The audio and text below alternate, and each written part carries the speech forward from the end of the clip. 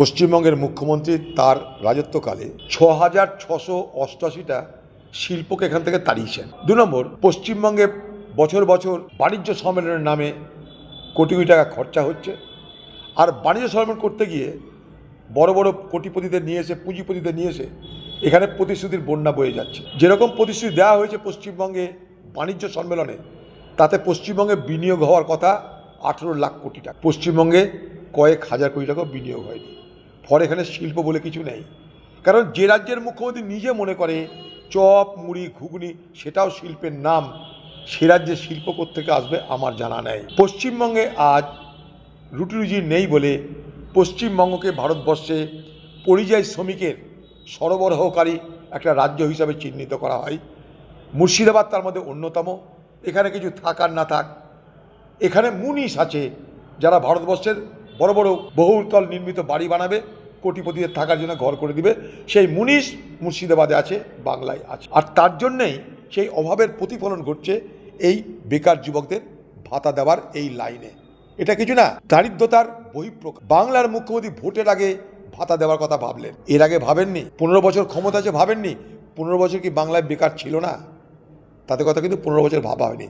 দ্বিতীয় কথা, এই বেকার ভাতাটা দেওয়ার মধ্য দিয়ে বাংলার মুখ্যমন্ত্রী আর কি করছেন? এই বাংলায় শিক্ষা, স্বাস্থ্য, পরিকাঠামো সর্বত্র বরাদ্দ কমিয়ে দিয়ে তার ১২টা বাজাচ্ছে। অর্থাৎ ইধার কামাল উধারকে দে, উধার কামাল ইধার, ইধার কামাল উধার। আপনি লক্ষ্মীর ভাণ্ডার টাকা দিচ্ছেন বাড়িয়ে, আপনি বেকার ভাতা চালু করছেন, কিন্তু সে টাকাটা রোজগার করার কোনো জায়গা নেই। ফলে কি হচ্ছে?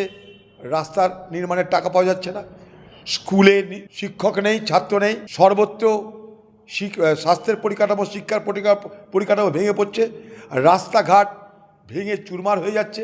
টাকা নেই সেখানটায়, কারণ টাকা তো দিয়ে দিয়েছে ভাতাতে। তাকে ভোটে জিততে হবে, রাস্তার থেকে ভাতা গুরুত্বপূর্ণ, তাই তাকে ভাতাতে টাকা দিতে হচ্ছে। অন্যান্য রাজ্যেও ভাতা দেওয়া হয়। চলে যান তেলেঙ্গানা, চলে যান কর্ণাটক, কংগ্রেসের রাজ্য, সেখানে ভাতা দেওয়া হয় বেকারদের ৩,০০০ টাকা করে। অন্যান্য ভাতা কথা ছেড়ে দিলাম, কিন্তু সেখানটাই লক্ষণীয় এটা যে সেখানকার সরকার রোজগার করে, কারণ শিল্প সেখানটাই ছড়িয়ে আছে সর্বত্র। তেলেঙ্গানা, কর্ণাটকে আজকে ভারতবর্ষের শিল্পপতিরা, বিদেশের শিল্পপতিরা ছুটে যায়, বিনিয়োগ করে, তাই তাদের রোজগার বাড়ে। সেই রোজগার বাড়ার টাকা থেকে তারা ভাতা দেয়। বাংলায় উল্টো, বাংলায় টাকা দেওয়া হচ্ছে বাজার থেকে ধার করে। অর্থাৎ আপনাকে আমি খাতির করব এক বাজার থেকে ধার করা টাকায়, আপনাকে আমি খাতির করব আমার পকেটে রোজগার করা টাকায়। কোনটা? বাজারের থেকে ধার করা টাকা আমার না, সেটা ফেরত দিতে হবে, পকেটের টাকা আমার। কর্ণাটক, তেলেঙ্গানা সরকার মনে করে আমাদের রোজগার বাড়াও, রোজগার বাড়িয়ে বেকারদের খাতির করো, বেকারদের সুযোগ দাও, বেকারদের সাহায্য করো।